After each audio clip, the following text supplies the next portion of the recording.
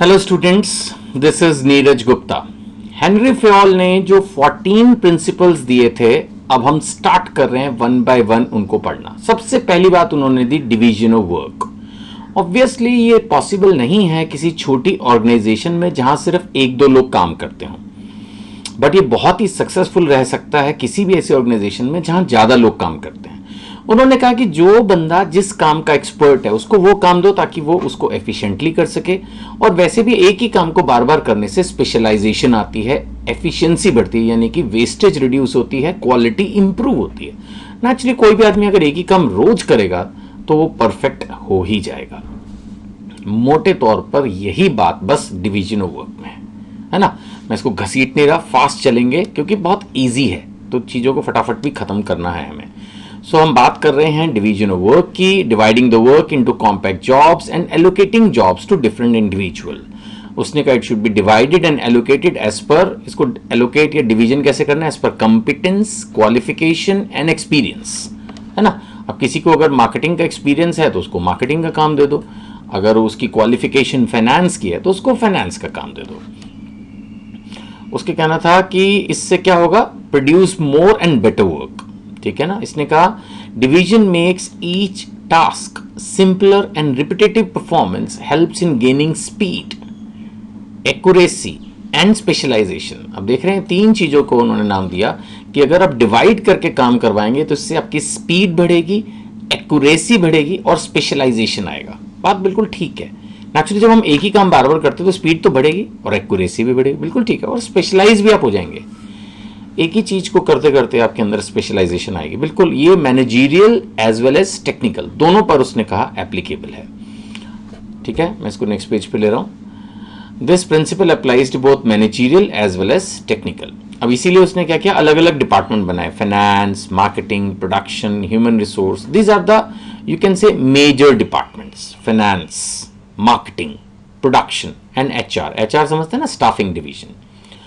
All of them headed by specialised persons. जो लोग HR के स्पेशलिस्ट होते हैं ना, उनका जो एम्प्लॉइज होते हैं उनके साथ रिलेशनशिप बेटर होता है। ऐसे मार्केटिंग वाले लोग बड़े तेज होते हैं, फटाफट फटाफट जाके सामान बेच आते हैं, है ना। फाइनेंस वाले, ये भी एक अपने आप में अलग ही फील्ड होती है। Different banks, different financial institutions के साथ इनके रिलेशंस होते हैं। जब भी इनको जरूरत पड़ती है फंड्स की, इसको मोबिलाइज कर सकते हैं, एक्स्ट्रा फंड्स हो तो इन्वेस्ट कर सकते हैं। एंड प्रोडक्शन तो अपने आप में फिर स्पेशलाइज्ड फील्ड है ही।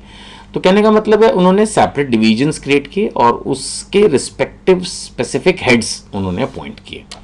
अब जैसे इन्होंने यहाँ पर एग्जांपल भी दिया बैंक का कि कहीं पर कैश दिया जा रहा है, कहीं चेकबुक इशू हो रही है। सो डिफरेंट पर्सन्स हैं, तो उससे उनकी एफिशिएंसी बढ़ती है और वो अपने काम में एक्सपर्ट भी हो जाते हैं। आई थिंक बहुत ही ईजी है, इस पर ज़्यादा अपने को डिस्कशन करने का नहीं है।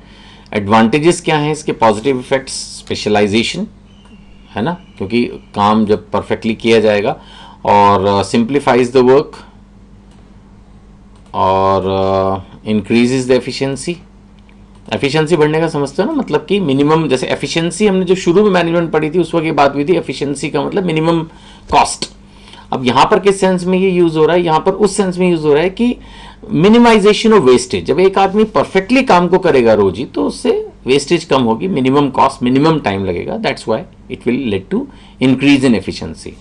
अगर हम कॉन्सिक्वेंसेज ऑफ वायलेशन की बात करें, अगर तोड़ोगे इस रूल को तो naturally you will be lacking, there will be lack of. फिर जो चीजें मैंने अभी आपको बताई वो नहीं होंगी, उसका उल्टा होगा। There will be no efficiency, there will be no specialisation, there will be waste of time, है ना, यहां पर लिखा है ना, then there will be waste of time, ऐसा होगा, एंड एफर्ट्स, क्योंकि काम एक बंदे से दूसरे बंदे के पास जाए। फिर वैसे भी एक ही बंदे को सारे काम कराओ ना तो वो थोड़ा ओवर बर्डन भी हो जाता है, फिर उसको रोज नई चीज़ों में मत्थापच्ची करनी पड़ती है। वो बात अलग है, कुछ लोग होते हैं ऐसे जिनको रोज नया चैलेंज पसंद है, बट ये मेरा भी एक्सपीरियंस है मैनेजमेंट का आज तक, जो मैंने इतने सालों में सीखा है कि लोग रिपीटेटिव काम करना ही ज़्यादा पसंद करते हैं। बहुत कम लोग हैं जो क्रिएटिव हैं, जिनको चैलेंज पसंद है। वो लोग इसमें इतना पसंद नहीं करेंगे, उनको लगे यार एक ही काम दिए जा रहे हैं। तो उसका फिर इलाज ये होता है कि थोड़ा थोड़ा रोटेशन कर दी जाए, है ना, एक डिपार्टमेंट से दूसरे डिपार्टमेंट में ले आए, तो एक दो दिन में फिर वो एक्सपर्ट होने लगेगा। फिर लेकिन ultimately division of work is important. इससे ये भी होता है ना कि अथॉरिटी, रिस्पॉन्सिबिलिटी। अब जैसे एक बंदे का काम है, अगर एक काम सबका है तो एक तो यही नहीं पता चलता किसका काम है। कम से कम अगर ऑफिस में 5 आदमी है, सपोज ABCDE, तो पता चला कि भाई जो बाहर से लेटर्स आते हैं ऑफिस के अंदर वो मिस्टर डी का काम है, तो कम से कम हम डी को पकड़ तो सकते हैं, भाई लेटर आया होगा, तेरा काम है, बता कहाँ है। अगर सबका काम हो गया, मैंने नहीं देखा, तू भी तो देख सकता था। तो इस तरह से डिवीजन ऑफ वर्क में हम ये भी है कि किसी की रिस्पॉन्सिबिलिटी भी फिक्स कर सकते हैं। अथॉरिटी फिक्स होती है एक तो, और रिस्पॉन्सिबिलिटी भी फिक्स होती है। अथॉरिटी के सेंस में फिक्स हुई कि अब उसको ही देखना है, ये वाला काम डिवाइड हो गया ना काम, और रिस्पॉन्सिबिलिटी भी आ गई कि भाई नहीं किया तो बेटा तू ही जिम्मेदार है। So this division of work is really a good principle and it should be followed. इसमें कोई दो राय नहीं है। मैंने पहले ही कहा कि छोटी ऑर्गेनाइजेशंस के लिए थोड़ा मुश्किल हो जाएगा, जहाँ लोग ही 2-4 हैं, otherwise division of work is a good principle. ठीक है ना। Now will talk about authority and responsibility in a greater detail. Thank you.